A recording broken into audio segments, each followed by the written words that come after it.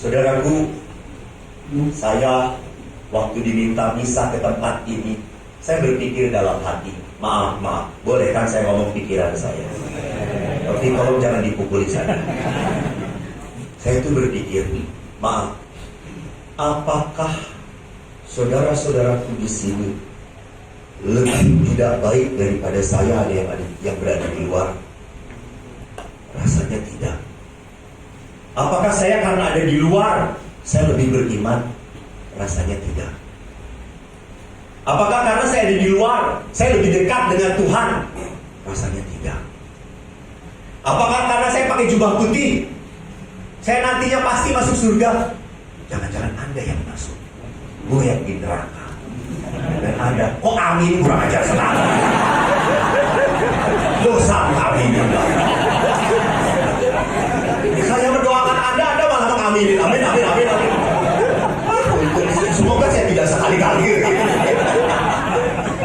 Apa yang saya mau katakan, jadi kalau manusia disekat-sekat membanding-bandingkan, apa yang terjadi, orang akan merasa saya tidak level dengan kamu, saya tidak mau dengan kamu. Dan orang akan sama juga, kalau saya membanding-bandingkan, saya merasa rendah, saya tidak berdaya, saya sudah jahat, saya tidak bisa, saya tidak dicintai Tuhan lagi. Orang yang seperti itu yang sulit diselamatkan oleh Yesus. Orang yang merasa apa? Saya sudah tidak layak dicintai oleh Tuhan. Ingat, dosa sebesar apapun tidak pernah mengalahkan kasih Tuhan. Hanya tadi tolong jangan cuma amin coy. Amin gampang. Tapi Yesus datang untuk berdosa yang tuh kan. Yes, that's good. Yang mau apa? Bertobat. Bertobat.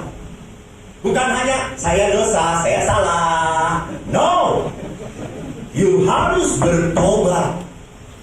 Siapapun, dimanapun adanya. Orang mau bertobat itu apa? Rendah hati. Tuhan, saya salah. Saya akan bertobat. Saya akan memperbaiki hidup saya. Kenapa? Karena hidup kita ada batasnya. Setuju atau tidak? Setuju. Tidak ada orang yang hidupnya kekal. Ada orang yang bisa tahu. Bisa tahu kapan Anda mati? Jadi maaf, saya tidak mendoakan. Keluar dari sini Anda mati. Bisa. Bisa. Itu kelihatan orang yang sudah putus asa. Bisa. Apa maksud saya? Maksud saya tidak mau menakut-nakuti. Tidak. Saya hanya mau mengatakan, berarti apa? Hidup itu adalah nanti dijayakan. Bukan hanya anugerah, tapi kesempatan. Kesempatan untuk apa? Bertobat. Bertobat. Maka menarik di sini, kasih itu membebaskan. Hampir banyak orang yang punya kasih tapi tidak bisa mengasihi. Kenapa? Karena dirinya belum bebas. Dia masih punya rasa jengkel, kurang ajar. Gue masuk sini karena gue dikhianatin teman gue. Gue keluar habis. Lu masuk lagi. Mengerti maksud saya? Ini orang yang belum dibebaskan. Orang yang masih menyimpan marah, dendam. Orang seperti ini, maaf, tidak akan pernah merasakan kasih Allah. Orang yang seperti ini selalu merasa jengkel. Saya belum puas kalau orang yang menyakiti saya menderita. Itulah kenapa siapapun orangnya selalu jatuh dengan yang namanya dendam membalas. Maka Yesus hari ini berkata, Aku datang untuk memanggil orang yang berdosa supaya bertobat. Beberapa mungkin Anda tidak pernah menyaksikan YouTube ya. Saya beritahu, saya bintang film YouTube. Tapi bukan karena saya, orang lain yang memasukkan. Banyak orang yang memasukkan khotbah saya. Suatu saat saya ke Halim mau berangkat tugas ke Tasikmalaya. Tiba-tiba ada seorang anak muda mendekati saya. dan berkata, ini Romo ya? Ya, ini Romo betul. Romo, terima kasih. Romo, saya mendengar khotbah Romo pada saat saya sedang down, jatuh. Kenapa kamu jatuh?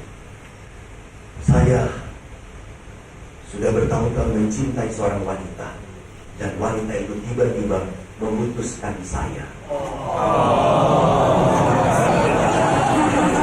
Gue yang cerita, lu yang repot. Terusin nggak? Nggak.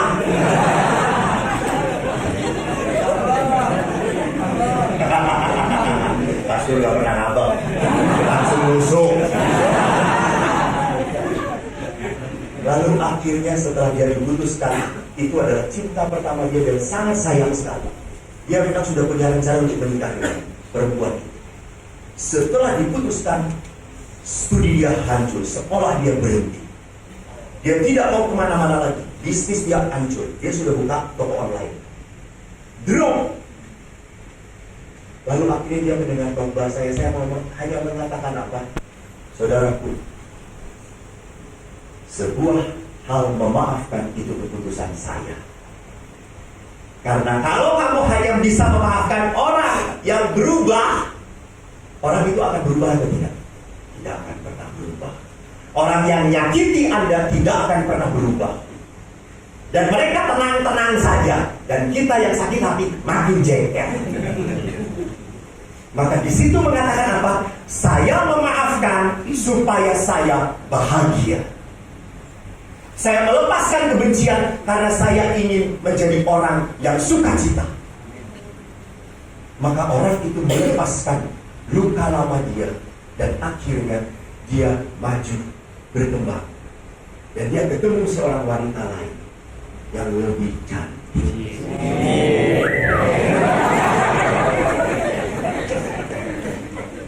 Jadi saudaraku, ingat, pada saat kita berani melepaskan beban, jangan lupa berkat Tuhan makin berbesar. Bapak Ibu yang terkasih, saudara-saudaraku, tadi Anda menyaksikan sebelumnya ada penampilan tari dahulu. Saya ingat waktu di seminari, semua laki-laki, 350 orang laki-laki semuanya. Dan hanya satu wanita, suster, usianya 70 tahun. Jadi kalau ada kunjungan dari SMA, itu semua mata membelalak, saudara-saudara. Sudah seperti bertahun-tahun dahaga. Maka waktu tadi ada yang nari perempuan juga, yang lain, wah. Pada saat lihat Romo datang, saudara yang terkasih, mari kita bukan, percayalah, yang membuat Anda makin terpuaskan bukan manusia, hanya Tuhan. Mari saat di tempat ini adalah saat bagi Anda untuk semakin mendekatkan hidup Anda pada Allah.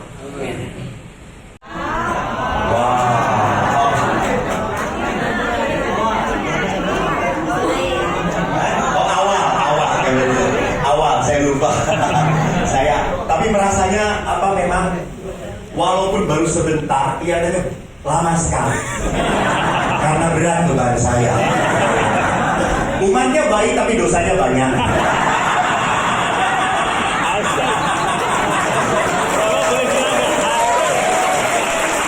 Tapi syukur pada Allah, umat yang banyak dosa tapi mau bertobat.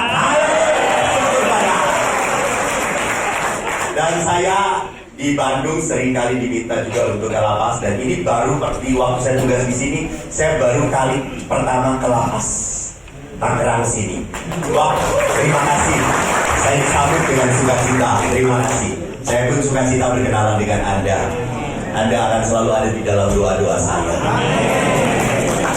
Saya waktu ke mana namanya, di tebing, samping gereja kami adalah lapas juga. Tapi kami tidak pernah ke sana. Lalu waktu saya tanya, kenapa kita tidak ke sana, Pak? Pastor, tidak ada yang Katolik di sana. Sipirnya, maksudnya, sipirnya, penghuninya Katolik semua, Pak. Hanya memberi izin sipir, bukan penghuni, gitu kan? Penghuninya Hindu. Tapi sipirnya karena tidak ada yang Katolik, maka kita tidak bisa masuk ke sana. Jadi bersyukurlah kalau Anda di tempat ini, hidup rohani Anda masih dipelihara. Itu perkenalan dari saya. Jangan tanya pastor istrinya berapa. Saya dari dulu sampai sekarang dan selama-lamanya tidak beristri. Pernah ditanya apakah menyesal? Tidak. Karena wanita indahnya hanya sekejap. Setelahnya Anda penuh penderitaan. Setuju Bapak-Bapak? Itu sebabnya Anda ada di sini. Tuhan memberkati.